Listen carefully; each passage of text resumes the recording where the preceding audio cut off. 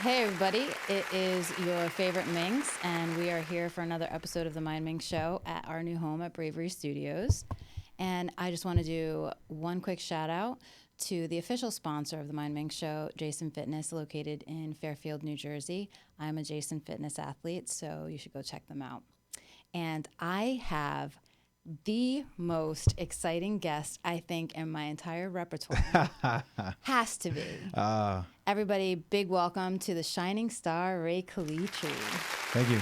I appreciate it. How are you? I'm good. How are you? I'm absolutely great. Thank you for having me. I can't believe you're an athlete now. That's so crazy. I Like, am. people don't understand that I know you for a very long time. I know you for well over 10 years. Yep. And what you see here is not what I met back in the days. Yeah. So I just want to take a quick 2 minutes or whatever out of this interview that's supposed to be for me, but I want to give you your flowers because absolutely phenomenal transformation. Thank you.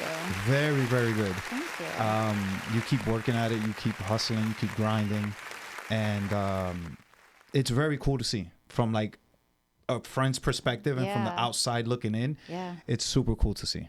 You do know me from the beginning, and I actually rewatched our very first show together. Yeah. And we talked about it, how like before I even had my weight loss surgery, you'd give me food tips and exercise tips, and you were super supportive Yeah. through this whole thing. So thank you. You're welcome.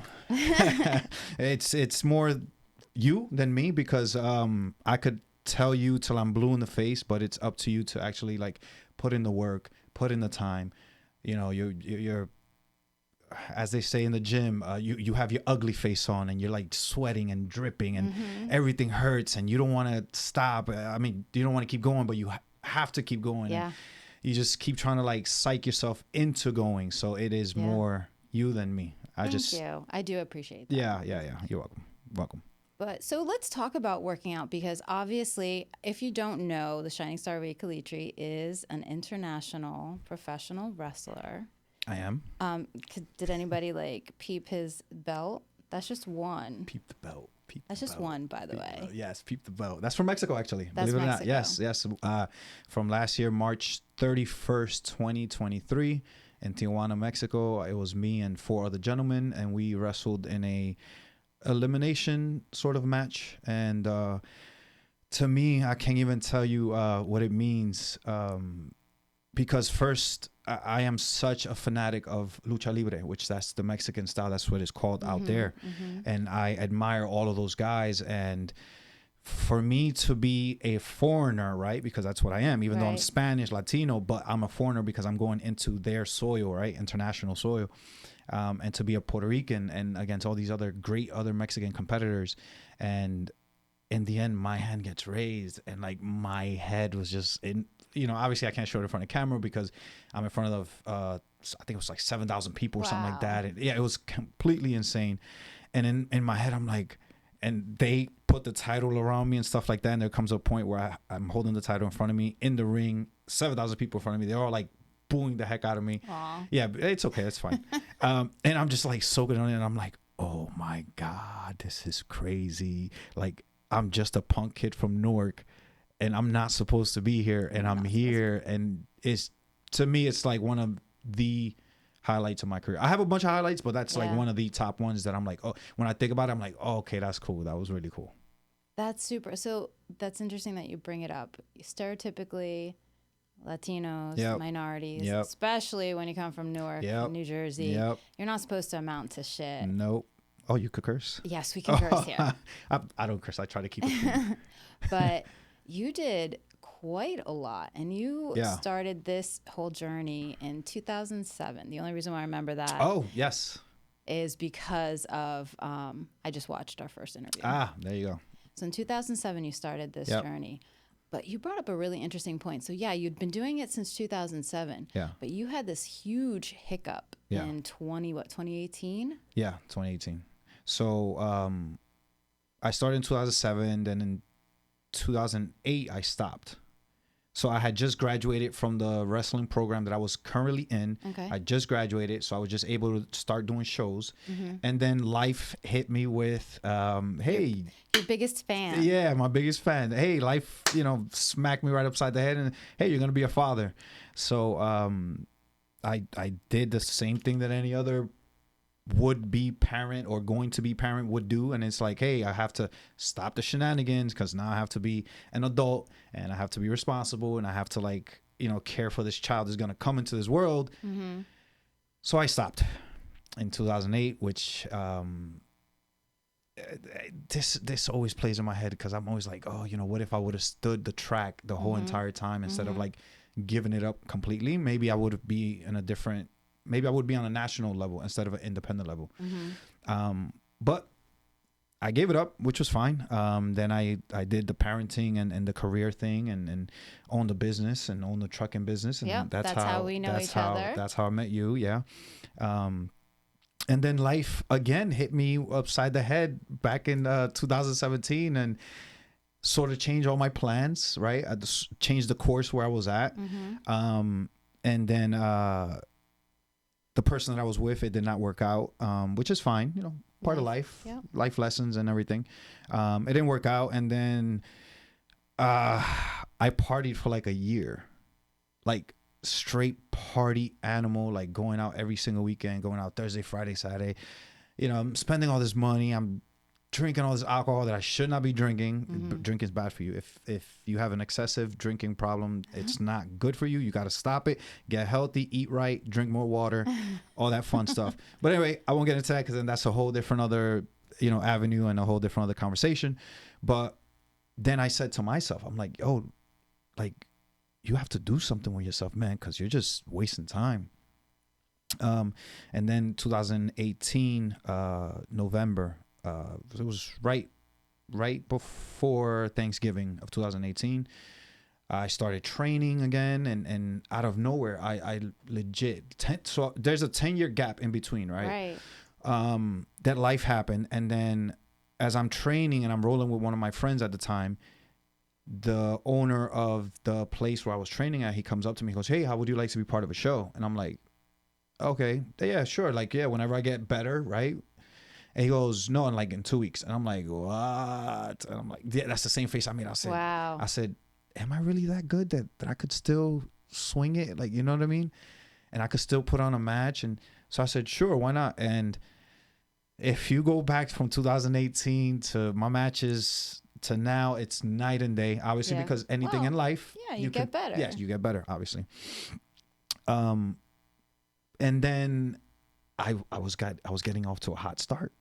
I started doing shows in New York. I started doing shows in Pennsylvania. I started like climbing up the ranks a little bit. Not much. Connecticut. Yeah, Connecticut too.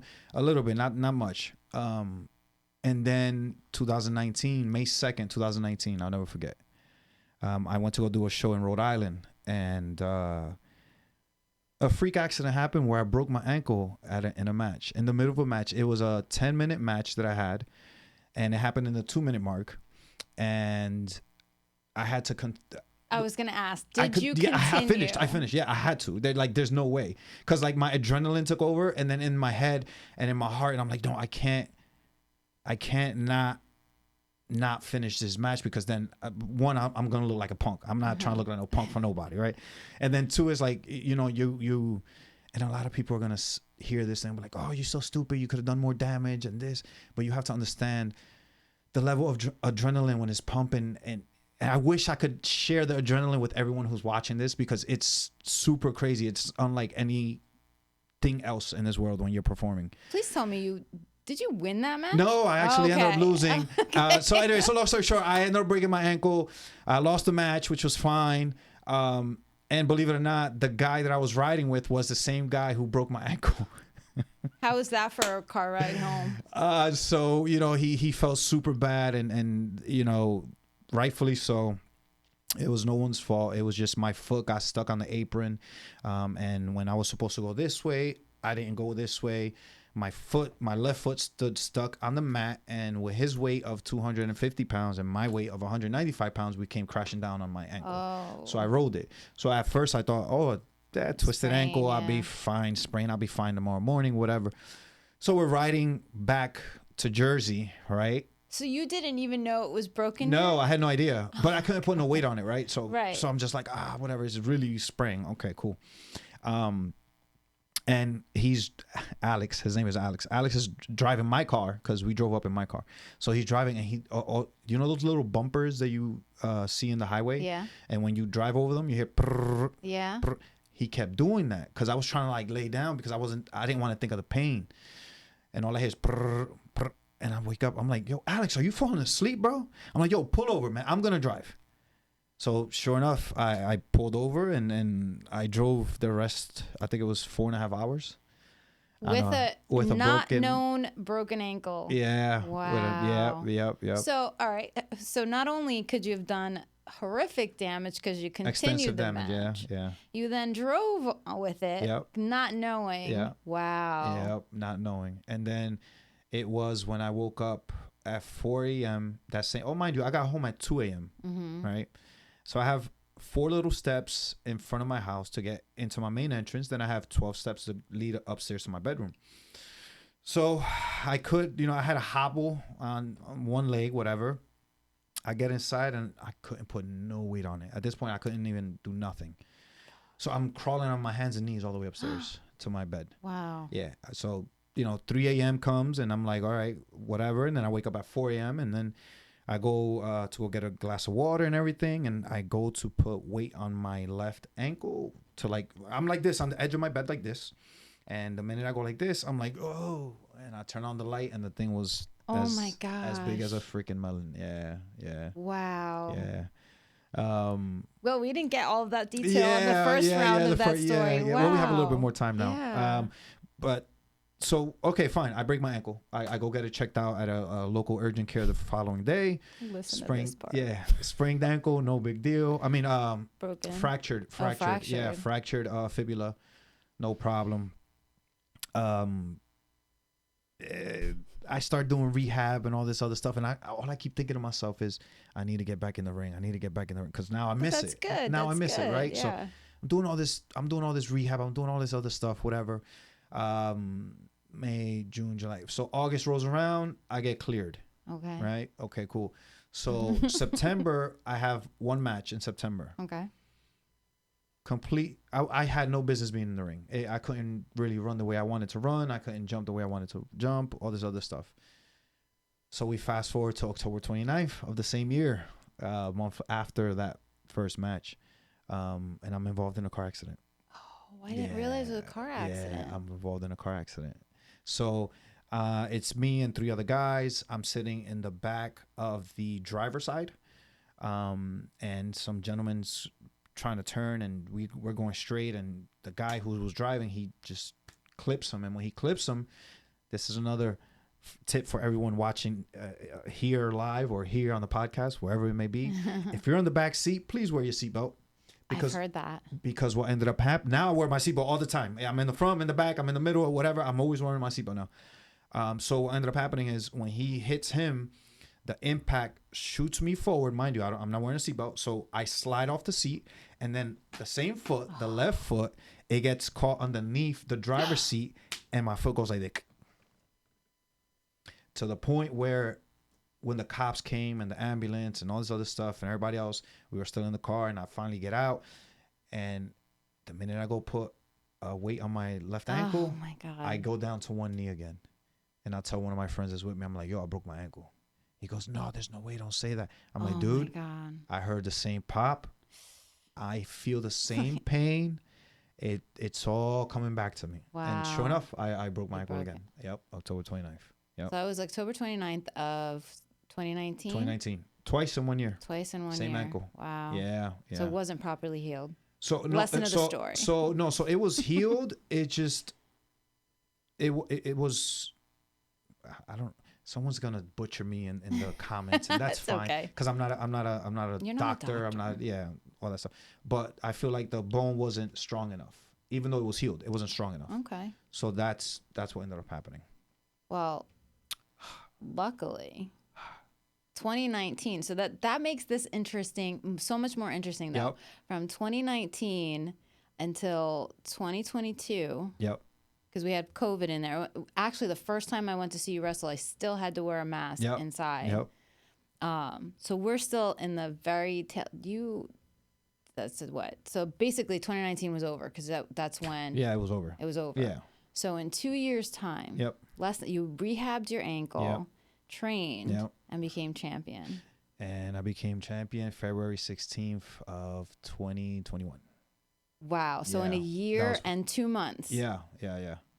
That's crazy. Yeah, that's you know, when they told me, hey, you have the green light tonight, I'm like, what? I'm like, oh, okay. I mean, sure, great, right? Better for me, better publicity, more money, more, you know, more exposure, all this other stuff. Sure, let's do it. And even that was surreal to me because now when that happened to me, I'm looking back at the previous, you know, year, 2 years of my life, and I'm like, oh my, like when Could you have imagined when you broke your ankle, not once but twice? Yeah. That in another less than 24 months, let's say 18 months later, you would have that belt on your shoulder. So it wasn't this one. It was another. It was one. right. Yeah, it was from a different promotion and everything. But yeah, you know, even though I couldn't wrap my brain around it, and even like when we're talking about it now, because you know, as a wrestler or performer, entertainer, whatever it is, you're looking forward. You never have time. Well, for me anyway, I don't have time to sit back and think, like really think about my accomplishments and my accolades and all the stuff that I've been through and all this other, unless if me, like I'm having a deep conversation with someone like I am with you. So now when I think about that, it's crazy because now after that, it was a snowball of like super snowball of just like everything just coming together at once. And at one point I had 3 titles and I'm like, oh, like what is life right now? Like this is so crazy. I remember when I got to go to your house to interview you. Yeah. You had 2 titles. Yeah. And I think you let me hold one. They're heavy, by the way. Yeah, they heavy. are not. They're heavy. They're heavy. They're not for the weak-hearted. Yeah. But I wanted to ask you because in our first conversation, I had asked you what was one of the biggest challenges, and you had responded saying that the traveling was super difficult because you know like you said, you got home at like 2 o'clock in the morning, had to be up at 4 o'clock in the morning for work. Still do it. How has that changed considering we were talking about you traveling to Rhode Island and now you've traveled to Mexico, you've traveled to Puerto Rico to California. wrestle. Like this traveling has changed. That's why I added International Shining Star to the name, because now when I first started, obviously no one knew who I was in Mexico. And now when I go, a lot of people recognize who I am. They're like, oh, hey, Ray, hey, whatever. So it's grueling even more now because now I have to jump on a plane, go to the event, go to the arena, whatever the case may be, do what I have to do there, jump back on the plane, come back over here, deal with real life issues, then go on to the next show that's over here. So my life is a constant bing, bing, bing, bing, bing, bing, all the time. So I had asked you back then if you had any kind of a director or any kind of assistance when it came to scheduling that. Do you still do everything yourself? No, yeah, you still do everything yourself. Unless if you are on a national level or national TV show or whatever you may want to call it, you are pretty much an independent person responsible for your own success and for your own getting your name out there. Okay. Because the person who lives in Iowa is not going to reach out to Rey Calitri, has to reach out to the person in Iowa. The person in Mexico is not going to reach out to Rey Calitri because guess what? At the end of the day, in Iowa, there's 1,000 wrestlers. In Mexico, there's 2,000 wrestlers. Right. So now you have to make the effort of say, hey, listen, I want to come in. Do you have certain dates? Okay, would this work? All right, and then you send them your footage. Okay. You send them like it's like a resume. So you'll send them like one from a good interview that you did, one from a really good match that you had. You'll send them like 2 promotional pictures or promo pics. That's what they're called. And then eventually they'll get back to you and they'll say either hey, listen, I have these dates available. Do they line up with your schedule? Or hey, not right now, but check back later. Okay. Which I've heard so many no's in my very brief career that it's okay, but I keep trying. I keep sending DMs and emails and text messages, because now when I meet the next person, they'll be like, oh, listen, I have this contact for this promotion Nice. in Cleveland. His name is Marv. Reach out to Marv. Talk to him, whatever. Hey, listen, Junior sent me. He gave me your number, whatever. Wondering. And then that's how that's how you get on different shows. Wow. Yeah. That's exciting. Taxing. It's very taxing on the body, very taxing Sure. on your mental, because, here you are, you think that you can go anywhere and be part of anyone's show, which is true. I can, but you just have to have the right person, and they have to be in the right mood to be like, okay, yeah, we'll bring you in. So do you feel that now that you've accomplished as much as you have, it makes it a little bit easier to get in? Okay. It does, because not only based off my accomplishments, but also based off my networking, because this, just like any other entertainment, maybe the same thing here. When you go to a convention and you meet other podcasters, and you're trying to figure things out on different ideas, or how can you get your point across, and it's the same exact thing. Wow. Is backstage, you meet the right, you meet the people, you hit it off on a common subject, and you befriend them, and that turns into another thing. And then next thing, you could hit them up, be like, hey, listen, I'm gonna be in town in this day, what do you have going on? But it's a lot of, you have to keep up with it. It's a lot of phone back and forth. Yeah.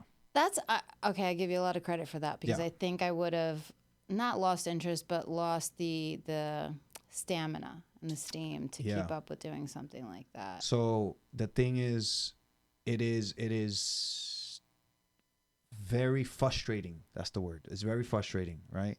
But it keeps me going, because I know that I have a lot of people behind me that when they see my stuff on social media, they'll be like, F this guy, or he sucks, or whatever. So I keep that in mind, and that's what drives me. Okay. I use that literally fuel to the fire, and I'm like, okay, I'm not gonna give up, because I have to keep going. Look how far I've came in the last 4 years to where I am right now. Yeah. Like, no, I'm gonna, let's keep going. So, just like everyone else, I have my moments where I'm like, what am I doing, like, with my life? Like, I should be, yeah, of course. I should be on a national level. I should be on a national stage. Like, what am I doing wrong that everyone else is doing right? So it's a puzzle that you're trying to figure out, because one of the things, in one of our interviews that we had, I don't know if you remember this or not, but I'll say it again. The sport of professional wrestling is very different. It's not like you learn it in high school and then, like, per se, basketball, baseball, football, softball, volleyball, whatever it is. You do it in high school. If you're good enough, you get scholarship, collegiate. So now you have those coaches, and then they have drafts or whatever to the pros or the semi-pro. Wrestling is completely different. Right. It doesn't have that farm system of, hey, you're going to do this here. So now wrestling is all, hey, I'm going to go to this school. If you're good enough, you graduate in 8 months, right? Okay. Depending on how quick you pick up on things. I'm going to graduate in 8 months. Hey, Sully, you graduated. Good luck. There's your little certificate, whatever. Completed the program for professional wrestling or referee, or because even referees have to go to school too. Wow. Yeah. Managers, everything has to go through the school. And then it's like, hey, good luck. So now you're like the little fish that goes out swimming in the sea, and then you see all these sharks and whales, and you're like, oh wait, hold on, I gotta figure my way out.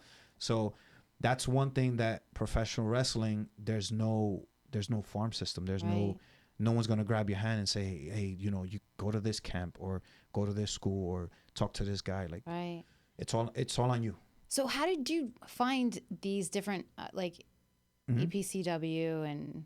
So I started in ECPW, and then once I'm there, I didn't have to graduate their program, because obviously I came in and 2 weeks later I was on shows. Right. So then they would give me opportunities. This goes back to paying your dues, right? Okay. So when I was paying my dues, I was driving the ring truck. So when you drive the ring truck, you drive the whole entire ring to the next venue, and you set up and you break down. That's what I was responsible for in my first for like my first 3 years. Yeah, so everyone who's like sees all of this glam and stuff, they think like it's all like, boom, overnight success. No, I had to paid your dues. Yes, I had to step by step, And once I started doing shows for other people because they would rent out their ring to the next company. Okay. Because if they're not running, ECPW is not running a show, they'll rent it out to the next company. Okay. So the next company, I'll meet people, and some people be like, hey, listen, if you're available this day, come in, because they'll see my presentation, they'll see my gear, they see the way I wrestle, the way I carry myself, my presentation when I come out, my ring awareness, it's a lot of things with me. It's a lot of camera angles, and I play to the crowd, and You I play the 100% camera. play to the crowd. Yeah. So when promoters see that, or other guys see that, they'll be like, oh, we could use him for this show, and then it's just a whole networking pool. So that's how I was able to get on a lot of shows, because I was doing the ring truck. And that's so cool. Yeah. Oh, good for you, man. Oh, fun fact. Okay. I was even doing ring truck with a broken leg. How about that? Because I couldn't stay away. Okay. So what I would do is I would come in my crutches, right? I'd drive the truck, right? I'm driving the truck. I got the crutches in the back with the ring and everything. The guy who's riding next to me, he'll open up the truck, get out my crutches. So I'm with the crutches now. I'm hobbling around, and I'm directing people. Hey, listen, take this post over here, put it over here, put that over there, put the wood over here, put this, put that, like that. And I did that for about 5 months while I was rehabbing the broken ankle. Yeah. Jesus. Yeah, nonstop. That's craziness. Yeah, it is. That is. Well, I want to talk about your persona, because you said that, Sure. personality is part of the... It's a big part. It's a huge It's part. like 90%. And you definitely have a big persona. Yeah. You are the shining star, Rey Calitri. Yeah. How did that happen? Because, and we talked about this the first interview. Sure. Like, I know you from personal level. Sure. And you're not this... Well, obviously, you said you are, but times 10. Yeah, you got to crank it up to 10. Yeah, you have to crank it up to 10. So it's interesting to see. And if anybody's seen him wrestle, you got to check out his videos and actually go see him live. Yeah. You're mean. I'm like, I don't know this, Rey. Yeah. So when you decided that this was going to be, like, how did the character of the shining star Rey Calitri come to life? So at first, right, when I was 2018, when I started like wrestling a little bit before I broke my ankle, I had this identity crisis, right, where I'm like, because everyone has like a cool moniker, everyone has a cool nickname. Like I was just coming out as Rey Calitri, and I'm like, what the heck am I doing? Like, who am I? Like, what am I doing? So this is figuring out the character, right? Figuring out yourself. And then I'll never forget, ring announcer Matt Lynch for ECPW, he pulls me to the side. He goes, I was thinking about you, and when I see you, I see a lot of old school Puerto Rico, Chiqui Star, and all those guys from down there. I'm like, oh, okay, cool. He goes, and I thought about you, and why don't you call yourself the Shining Star? And I'm like, I'm like, what the heck is a shining star? Get out of my face, bro. Like, what are you talking about?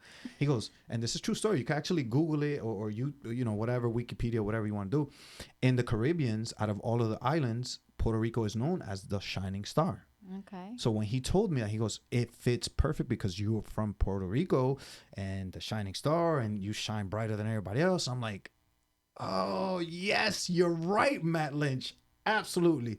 So shout out to Matt Lynch. Yes, shout out to Matt Lynch. So when he gave me the moniker, I started using it, and then I was coming out as Mr. Puerto Rico. I would come out with the flag and Puerto Rico, yeah, the whole thing, the whole 9 yards. But it wasn't until I actually broke my ankle, and then that's when, because in wrestling, even though you're injured, you have to continue working on something, right? If you can't do it physically, vocally, right? So you would stand in front of a mirror, or you would record yourself with a tripod like this or whatever, but a camera, and just start talking, just start yapping at the camera. And you just say, Sally, when I see you next week, it's going to be one-on-one. And then that's how you practice your promos, right? That's how you practice your promos, right? And then in my case, I was working on my character, because I could talk. Talking is no problem. We're Puerto Rican. Yeah. Ding, yeah. So I was like, okay, so let me work on my character, right? So I was like, okay, so what are the things the Rey Calitri likes, right? The person. I like beautiful women. I like money. I like fashion. I love traveling. I love cars. And I'm like, okay, so now we're starting to get somewhere. So now I started watching some old school 1980s Ric Flair, Four Horsemen, Gino Hernandez, Nick, like all those guys who were doing it at that time. Mm-hmm. And if you know anything about trends or anything that was cool in 1980 is cool now. Now, oh, came back. Yes. Especially in wrestling, because wrestling is a loop, is a cycle. It just, you just reuse it. So goose egg right there. You just mentioned the Four Horsemen. Yeah. You had one of the, right? Am I remembering correctly? One of the Four Horsemen walked you out. Oh, J.J. Dillon. Oh, the legendary J.J. Dillon. Oh, I don't. But hold on, real quick. So that's how I came about with the Shining Star character that you see now on TV or in YouTube or whatever it is. That's how that came about. It was when I was hurt. Figure out who I am. These are all the things I like. Okay, who were the guys? So I pretty much emulated Okay. what I still do what they did. Okay. And it just it fits. It fits because it totally fits. It fit because like when people they'll be like, that's not the same person that I just saw, and it's not. It doesn't make sense. But it with me is like I've said this before. Behind the curtain, that's called the gorilla position or gorilla, right? Okay. So when you are in gorilla and the music hits and my music hits and you're hearing who's in the ring, shining star.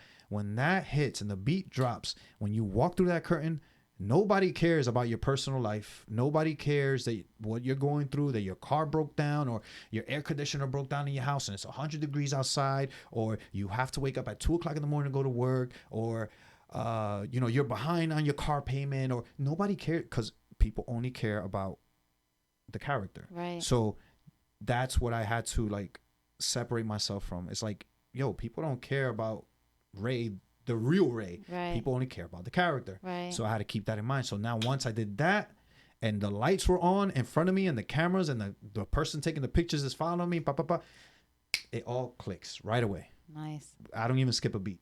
Do you think you'll ever want to change that persona? You know how like, wasn't it the Undertaker who was the Undertaker? And And then he went to the American Badass Undertaker. Right. Yeah. Well, I'm not there yet. Okay. Just because I feel like I'm starting to hit my stride right now with this Shining Star character. But if it came to a point where I started getting stale and people stop caring and people stop watching and people stop cheering or booing, then you have to reinvent yourself, just like anything else. And that's wrestling. If you're stale, you have to reinvent yourself no matter what. I wonder if that would be difficult, because like I feel like I'm also evolving. So, Sure. the whole Mindminx. Sure. And, I think the biggest question is everybody keeps asking, am I going to change my logo? I'm like, I like my logo. Why would it? They're like, you don't look like that anymore. You don't. It's a cartoon. It doesn't matter. Upgrade the cartoon. Upgrade. Yeah. Just the same way you upgraded yourself, your person, you have to upgrade. Because again, everything is with evolution, right? Even when I first started, I had the little RC logo, whatever. Yeah. The plain one. And a good friend of mine, John LeClaire, if you're watching, shout out to you, sir. He does a lot of my stuff. He made it to where the one that I posted with the video of you, now the thing freaking spinning around. Yeah. It has a crown on it. It looks sharper, more nice. It's still the RC, right? But it's just upgraded. Right. That's all it is. Oh, okay. Yeah. So I think that's cool, because when it comes to personas, obviously there's a lot of them in the wrestling world. Yes. And I got to meet some when I got to see you wrestle. And I remember that your big match that was coming up was with Dirtbag Dan. Dirtbag Dan, yeah. What is the thinking behind that kind of a persona? You know what I mean? Like, why would that be? Like, he came out in dirty ass underwear. Like, there's shit stains. And this is the persona that he chose to adopt. Yeah. So I'm just grateful that you're the Shining Star Rey Calitri that wears these nice suits, clean cut, clean shave, smells pretty, looks pretty. Yeah, that's me. Has a pretty girl on his side. Yeah. In wrestling, it's Sully cranked to 10. So whatever it is that you like, you have to crank it to a 10. And when you crank it to a 10, it becomes more authentic, and people could get behind it, and people could support it. Rather you're a good guy or bad guy, or babyface or heel. That's what it's called in wrestling. But the minute you start trying to be fake, people could spot that from a mile away, and they'll be like, "Oh, that's not you." Nah, that's not why you because now when you're in front of the camera, you're trying to like do certain mannerisms and it's not coming out right because now you're trying to portray a character that's not you. That doesn't exist at all. And it doesn't blend in with who Right. you are. So wrestling is an extension of who you are, just cranked up to 10. So Dirtbag Dan, what you see is cranked up to 10. Did you won against him, right? I did. Yeah. Okay. I remember. Yeah. So I want to talk about the actual wrestling. So we've talked about the persona. We've talked about how you got there. But Oh wait, the JJ Dillon thing. Okay, Real let's quick. talk about Yes, JJ Dillon. JJ Dillon. Yes. Oh man. So when it was presented to me that they're like, hey, because first of all, we did it was for ISPW. That is one of my main promotions that I wrestle for right now. Independent Superstars of Pro Wrestling. Okay. By the way, if you see this and you're driving down Route 3 Yes. or Route 17, you Yep. will see my face in a big old billboard. Huge Billboard. I am on the right-hand corner. Yep. You can't miss me. So I'll post that so you guys can see it. yeah, it's pretty. It's How is that feeling? dude. Oh man, again, a punk kid from Newark. And I'm in the Independence, and Independence, you don't really get things like that. So when you get that, it's like, oh shoot, like, oh, okay, cool. Like people are, That's again, right. it goes back to what I just told you. People are buying into the character. People are Right. believing. People are seeing. They're getting behind it. So to see your name and your face on just a huge, humongous board on one of the busiest highways Yep. around New Jersey, and next to the American Dream Mall, and you're coming down Route 17 from the Paramus Mall, and you just see it there, and just like, what is this? Is That's crazy. me. Like, this How is- have you said that? Like, this is me. No, because again, I don't get to think about that stuff because You're still moving. I have to. I'm already thinking about next week, you know. But it's funny enough because my cousin calls me. He goes, "Yo, I'm driving down Route 3 and I see this big old advertisement for wrestling, and I see this one guy in the corner with a Puerto Rican bandana, and there's only one wrestler that I know with a Puerto Rican bandana that comes out, and sure enough, it was you. So I just had to call you. I'm like, and I didn't even know, and I'm like, wait, what? Really?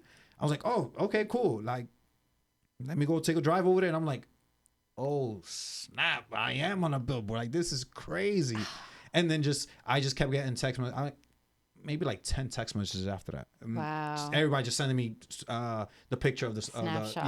Yeah. That's so cool. It was so crazy.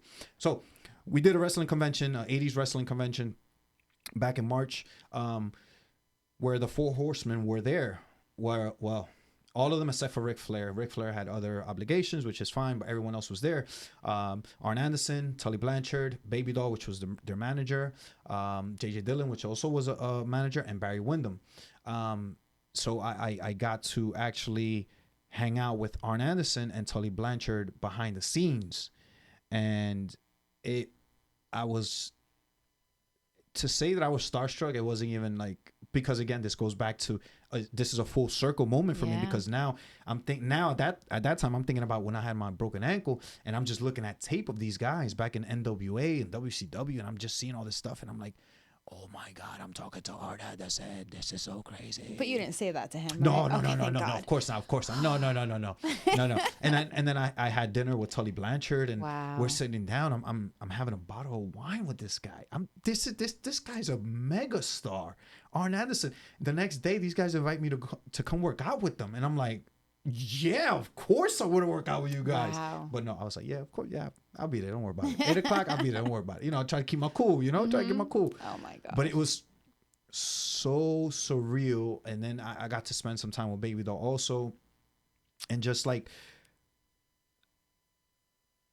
how can I, okay, so when a young wrestler meets the old school wrestlers like that who've had much success, the young wrestler typically tries to like force the conversation into wrestling. Okay. Of, oh, how did you do this? How did you do that? Okay. Me, I take the other approach, because at the end of the day, they're human beings just like us. Right. I mean, sure, they had success. Sure, they were on national TV and national stages and all this other stuff. They know that stuff already. Mm-hmm. They know that. So if me coming up to them is, to me, in my opinion, is not genuine. So when I sit there and I talk to them about life, I just legitimately talk to him about life and traveling and all this other stuff. And then the wrestling stuff gets sprinkled in there by them. Mm-hmm. I don't force the conversation. Right. I just let the conversation roll. And that's how you know that they're accepting you if they're the ones that are offering that And conversation. they gave me so much knowledge that I'm just sitting down, just the same way you're looking at me. I'm looking at them, and I'm like, oh my God, this is the inside of me, right? It's Right. Like, this is so crazy. Oh my God, This is so cool. this is so crazy. Well, you're a better person because I would be like, I have said this. This is so cool. Yeah. So fast forward, we did the convention. We had a show after the convention, and ISPW owner Tommy Fierro, shout out to Tommy Fierro if you're watching. He comes up to me. He goes, "Dude, how would you like to come out with JJ Dillon?" I'm like, "What?" I'm like, "Yeah, of course." Let Like, me think about that for a second. Are you kidding me? So he goes, "All right, we're gonna make it happen." I said, "Okay," and sure enough, I meet JJ Dillon in the back. And I go to him very nicely. I say, okay, we're next. You know, we're next. We're the next matchup. You'll be walking out with me and my bodyguard and stuff. My bodyguard, Michael Mars, if you're watching, shout out to you. Well, Poppy's Insurance. That's what we call it. Poppy's Insurance. Yeah, we don't call it bodyguard. You didn't have a bodyguard before. This is new level. This is new levels of Rey Calitri. Yeah. This is the character evolving. This is what we were talking about earlier. Mm-hmm. So I go up to JJ Dillon. I'm like, hey, sir, you know, thank you so much for doing this for me. I really appreciate it. This means the world to me. Okay, so we're going to walk out. Do you want to stay back here after we do the walkout entrance? You know, I'll make sure that Mike walks you back, whatever, and you're taken care of and stuff. Or, you know, he goes, no. I want to stay ringside for the match. I'm like, what? I'm like, How no. cool is that? Dude, that dude is a legend. And to know that I'm probably going to be like one of the last people that he manages. Oh my God, that's right. Because he doesn't do that anymore. Yeah. And he's been retired for like forever. And it's just like, oh my God. But yeah, it was super cool, super surreal to be part of. And that's one of those moments in my life, just like the one from Mexico, amongst a bunch of other moments that I've had that I, when it pops up into my head, I'm like, oh, that was really cool that I did. So, yeah. And you have those memories videographed, so it's not anything. It's not just a memory. You can actually look back at it. So what I do is in my home, in my basement, I built a full-blown gym. I remember So the full-blown gym, what I've done is like all of the really cool pictures that I have and accolades that I've done, like championships that I've had, I get them remade.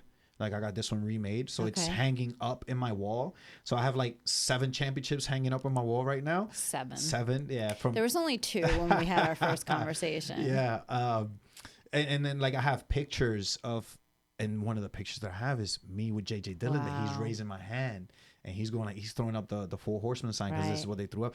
And you see Mike in the corner and Mike is throwing up. And I'm like, oh. So whenever I'm working out, you know. That's the inspiration. Yeah. So I always see like all those small accolades. This goes back to what you said earlier about, you know, giving up or mentor or whatever. So whenever that happens, I just go downstairs to the gym, start working out. I start thinking about the haters, right? And then I start looking around my gym and I'm like, no, I've done, look how far I've come. Look how much I've done in such a short time. Short amount of time. Yeah. And this isn't like, you know, you picked up chess and you were kind of good at, like, this is a physical. Yeah. It hurts. It's super well. So we're gonna talk about that. Yeah. Because all right, fine. Rey Calitri, the shining star. We got the personality. We got the big personality. We got a bodyguard and everything. That's new. Poppy's Insurance. Poppy's Insurance. Yeah, Poppy's Insurance. Wow, I did not know that. So congratulations on that. But there's still a physical aspect of it. You just, you know, yes, it's entertainment. But there's a physical aspect of it, and we talked about this the first time around, that is similar to a dance, because just because you both know how to do a move and you don't practice with these people, you have to trust that they are able to do that move with you. So you are putting your health and your life literally on someone's hands, and you're saying, hey, okay, you're gonna do that, you have to take care of me, and that's the trust fall, right? You know, you're gonna close your eyes, you're gonna cross your arms, close your eyes, and just fall back and make sure that the person is strong enough, not only catches you, but strong enough to catch you. Gotcha. But yeah, it's a form of art that it's not like any other, because in wrestling, if you're planning to do something, you don't have to do it. You could just take it out of the match or out of the equation, and you go forward. And that comes with experience, and that comes from listening to the crowd. You just have to listen to the crowd. If they're behind the things that you're doing, then okay, cool. Go to the next thing. If they're not, all right, so now it's time to switch things up. So now, okay, hey, let the other person take over and let them come up and try to get the crowd behind them, So it's always, it's juggling back and forth. Yeah, but in the dance, I don't think, again, I'm not a dancer. Someone probably could comment on the thing or whatever. I don't think if in dance, if you have a number routine, I don't think you could take out certain steps. Probably I think you not. have to do everything from A to Z. Right. Yeah, in wrestling, you have A to Z, but you can take out F if you want. You can take out J if you want. But that comes with experience. So then my next question, because we talked about this. Yeah. Weight has nothing to do, because you said the guy that you were 195 and he was 250, right? Yeah. So weight has nothing to do with it. Yeah. But at what point do you decide, or can you decide, if your opponent has the same skill as you? Like, I understand it's a trust thing. Sure. But like, if you say, or you go into doing like a suplex, how do you know that person knows what to do? So depending on, again, that comes with time, because you're not going to know that if this is your first show. Right. After a certain period of time, you catch on and you be like, okay, this guy's been wrestling for 5 years. This guy's been wrestling for 6 years. He just started 3 months. So maybe he's not going to do a suplex on me, because now it goes back to what we were talking about earlier. You have to pay attention to what's going on around you. Okay. And you have to be like, that's another added homework to everything else you're on top. Doing. Yes. Because now if you know that this person has been having really good matches, and they schedule a match with you with this person, with, let's say, Marv again, right? You have a match with Marv. Marv has been wrestling for 8 years, and he's been killing it, because you see it on social media. Everything is through social media. So now when you go to him, okay, now you could trust Marv. Okay. Now when you go back to Junior's only been doing it for 6 months, and you know that because you go down his social media, and he has 15 posts, and like 10 of them are of him working out. So you're like, not so much Junior. We can't really trust Junior that much. So that's how you have to sort of gauge of that trust meter. Okay. Yeah. And how often are you, because obviously you're working out, you have a whole gym at home, but how often are you practicing these maneuvers, these moves? At minimum, once a week. Okay. I do the best that I possibly can to get up there once a week. But on a good week, it's 3 times a week. Okay. Added on top of the personal life, and added on top of working out 5 times a week. Yeah. And added on top of like the shows that I have to do. And again, bing, bing, bing, bing, bing, bing. That's crazy. That's how. And newfound respect, because we didn't delve this much into the logistics of it. Yeah. And it all depends on the person and how serious they want to be. Okay. If they want to be serious, that's what normally a schedule is. It's for a wrestler in the independents. They're balancing life. They're training 2 to 3 times a week. They're also hitting the gym 5 times a week. Not saying that you have to be super buffed and a bodybuilder, but be in shape. Take care of yourself. Because in you taking care of yourself, it goes back to what we just said. When that trust fall comes, now I could take care of you. Right. Because again, I don't have to be, 350 pounds jack. I just have to be fit enough to make sure that I catch you, or fit enough to make sure that, it's a lot of moving parts. That's a lot of moving. Yeah, that's not even an exaggeration. Yeah, a lot of moving parts. We don't exaggerate around here. That's crazy. Yeah. So, all right. So you're working out 5 times a week. You're training on a good week 2 to 3 times a week. You're doing these shows. You also have to eat right.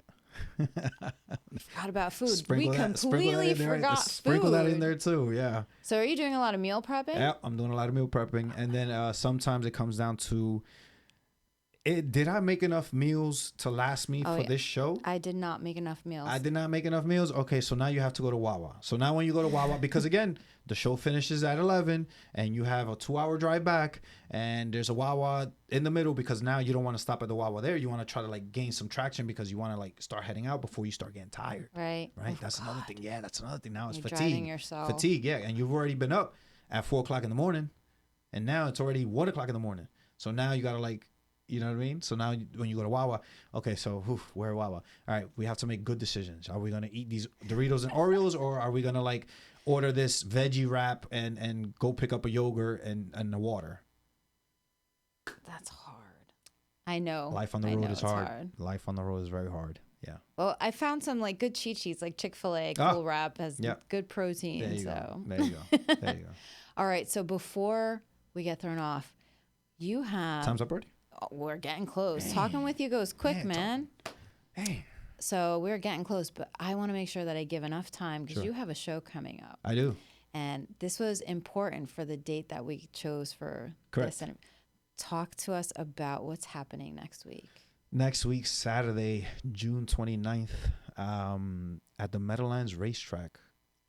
That is where my face, my mug that you could see all over the billboards, all over Jersey and all over Route 3 and 17. We're going to have a show out there for ISPW. And that's a very big deal. It hasn't sunk in on me because I've done like so much stuff. It's going to sink on me like the day of. But that's a huge deal. Like, you're going to the Meadowlands. Like, I could remember from back in the days when I went to go see wrestling shows in the Meadowlands, and I'm gonna be there, and I'm like one of the headlining matches. Wow! And I'm facing. You're a headliner. Yeah, I'm one of the headliners. And I'm facing Crowbar, a gentleman who's been wrestling for, gosh, I think like 30 years or something like that. That dude's like literally a living legend. Like, he's wrestled all over the world. He's wrestled for national stage, televised companies. He's held so many freaking titles I can't even count. And actually, this is gonna be our second match.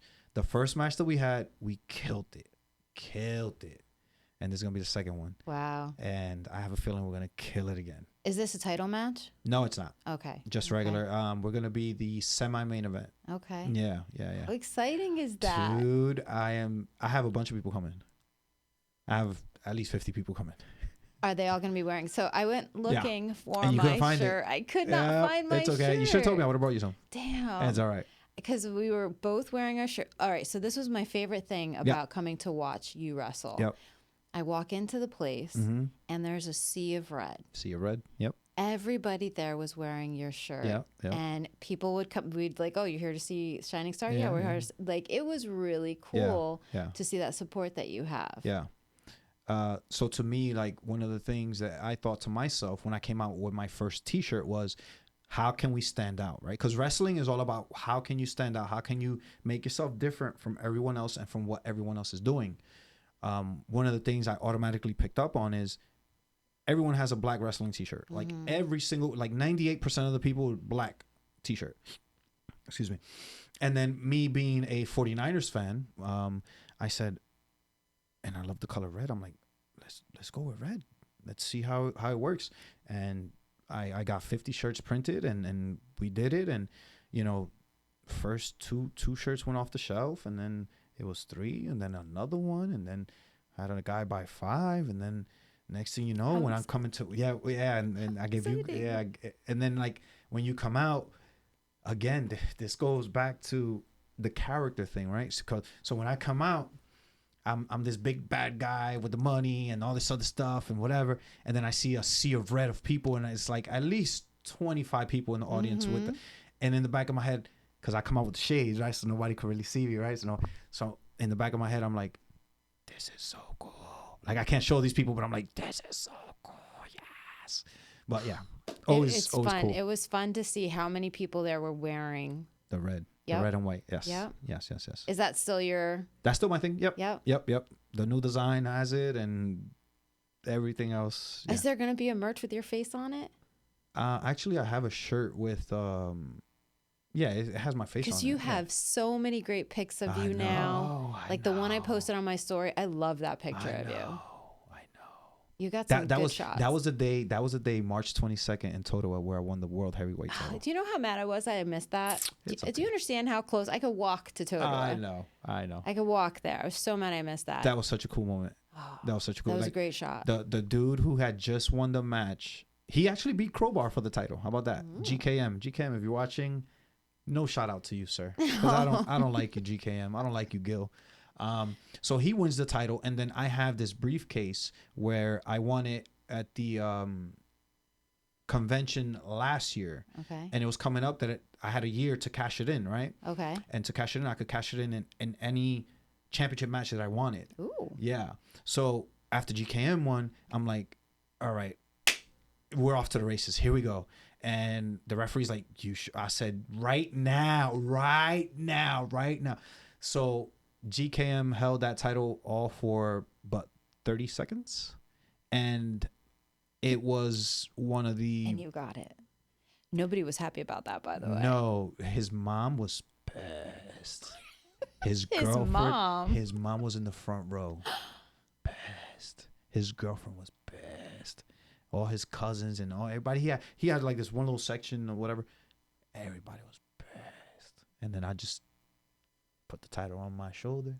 I walked by them and I said, "You're a loser." Oh my. See, I don't know that. I don't know this Ray. Wow. And people, that works when you have the people emotionally invested in what you're doing. When you do that and the emotions are high, because I just beat one of the biggest baby faces, or one of the biggest good guys in ISPW. So you are a bad guy. I am a bad guy. I am a bad guy. Yeah. I'm like a good bad guy. I'm like so good at it. Like, you're toxic. You are the epitome of a red flag. Sometimes when I watch my own stuff like back, I'll be like, "Oh, that was so good. Oh my god, that was so good." But when you have everyone emotionally invested, and you do something as simple as, "You're a loser," if I tell you that right now, you'll be like, "Shut up, get out of here." But if I have you emotionally invested in what just happened, you're gonna be like, rah, rah, rah, rah, rah, rah, rah. People just. It's so good. They eat it up either way. When you're doing your job, they'll eat it up. Yeah, 100%. So you're okay being a bad guy? I'm okay with that. Yeah. That's okay. Pays the bills. It pays the bills, gets me around. Well, this is not the Ray that I know. So. I know. But I'm looking forward to come and see you. I don't know if next week I can. Okay.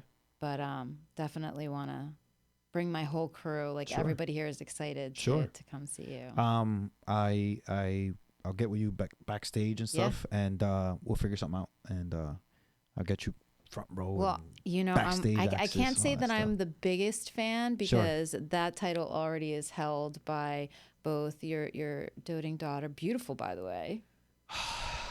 How much time we have left? We got 2 minutes. You got 2 minutes to give her the accolades she deserves. Beautiful daughter. Super proud of her. Expensive. Teenagers are expensive. Very 100%. Expensive. Very expensive. But I love her. I wouldn't change it for the world. I am a girl dad through and through. And I, like the other day, we were doing karaoke in my house, right? And she's singing the Keisha Cole song, Love. And I'm just like watching her and I'm recording it and I'm getting like all choked up because I'm like, dude, like this was like, this human being couldn't even talk like 15 years ago, couldn't even walk or nothing. 15. She's 15 now. I can't believe that. Yeah, it's crazy. But love her very much. So I can't say I'm her biggest fan, but I'll be your third biggest fan because you got a lot of people on your corner. That's okay. Fair enough. But I am super excited for what comes next because you've been behind me and I've been behind you for years upon years. I love seeing everything that's happening. So thank you for coming on. Thank you for having me. I appreciate it. No problem. Keep rocking. And we're going to go, we end the show like we always do, but I just want to give everybody a little bit of fun fact. Sure.